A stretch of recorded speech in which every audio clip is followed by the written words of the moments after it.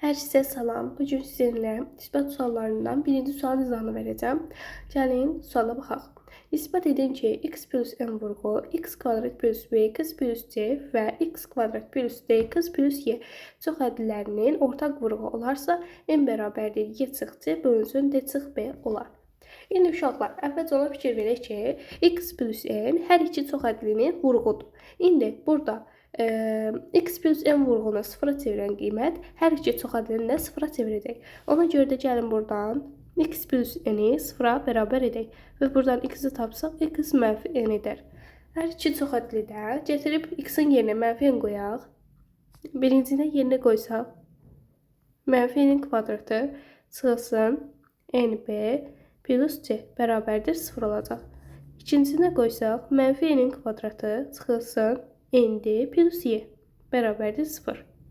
İndi bu iki çox ədədləri sadələşdirək. N kvadratı çıx nb plus c bərabərdir 0-a. N kvadratı çıx nd plus y bərabərdir 0-a. İndi hər iki çox ədədini alt-alta çıxsaq, n kvadratı çıx nb plus c çıxılsın n kvadratı plus nd çıx y bərabərdir 0-a. Burada n kvadratlar islah olunar, qalar mənfi nb plus c plus nd çıx y bərabərdir 0. İndi burada n-ləri ortaq çıxarsaq, d çıxılsın b qalar və plus c çıx y bərabərdir 0.